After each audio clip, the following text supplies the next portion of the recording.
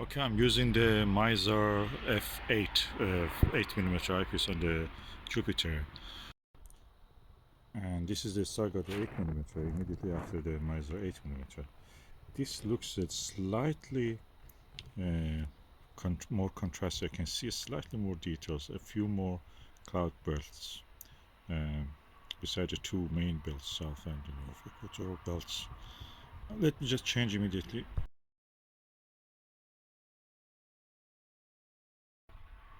Okay, I'm using now the Mizar and I'm comparing it with the Starguider ED.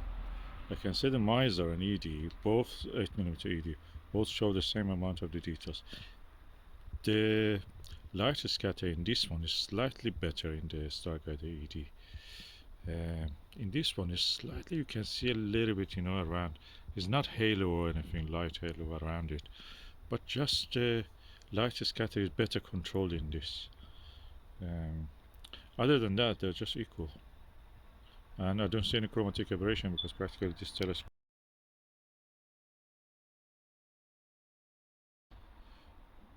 And I don't see any chromatic aberration at all because these two telescopes, this telescope with this eyepieces is practically a Fraunhofer telescope.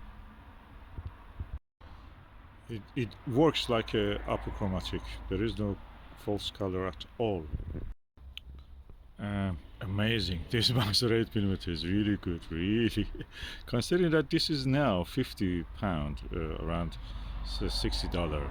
And this one just cost me, I think, £7, around $9. This is a bargain for that. Of course, you need an adapter.